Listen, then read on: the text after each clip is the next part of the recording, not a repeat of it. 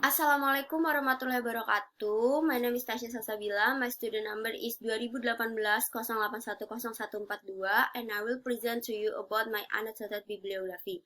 So let's start with introduction. Being a good teacher must be able to manage the class well so that the student do not get bored easily when following the teaching and learning process. A teacher must be creative in presenting the material and inviting their student to enjoy learning in the class, and also maybe add some activities like quizzes, games, or watching the video that related to the material has been explained. And not only through teaching and learning in a class, but habits or the environment can also affect student learning in learning a second language. So my research question is how to learn a second language, and my first article is the finding of this article is school routines can help students indirectly raise their level of trust, self-esteem, and also create a sense of belonging among students which are good for learning English as a second language. So in this article, the author used some activities to analyze this with like in the school in the Friday they always do a public speaking, or in the Thursday they add some activities like reading in English books, and they use English in school environments.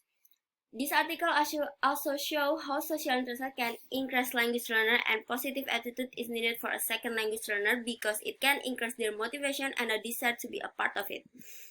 My second article, this article is show that students are happier if learning English through Instagram because they can learn more English and they like to speak English on Instagram.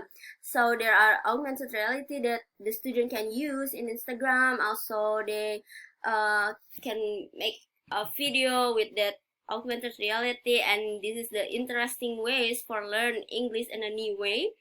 Also they can watch everything and search for everything, and Instagram has a positive impact on language learner because it can increase student motivation and more confident in conveying their idea. Instagram can be used to make a student play a direct role in communication. Also they can ask some question and answer their friends' question, imitate, sing, and many other things. My third article is short story are very widespread on the internet, and we can use them as a second language learning tool via mobile phone. And this article also said that students are more motivated to learn a second language with technology than just reading from a book, because nowadays a lot of students didn't want to read a book, so the different way to read a short story is from a technology, or sometimes it's like from via ebook, also book PDF on the internet. And through short story they can explore a lot about grammar, vocabulary, sentence structure, or spelling. And my fourth article is a podcast is a cellular technology or called audio broadcast on the internet, and everyone can listen to it, but it can also be in form of video too. And podcasts give content that allows each listener to have a benefit. Jadi kontennya itu selalu bermakna gitu ya.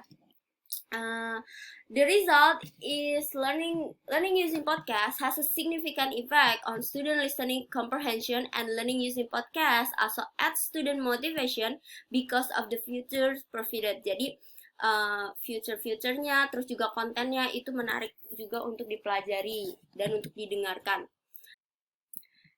And in my next article, or this is the fifth article, this article shows that Facebook can improve student English writing skill.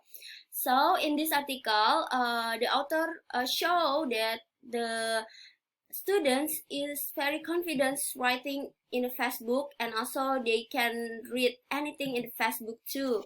So the author said that Facebook can increase student confidence in writing English. Facebook also increase student writing skill, and students are more comfortable interacting using English with Facebook because they did not doing it face to face.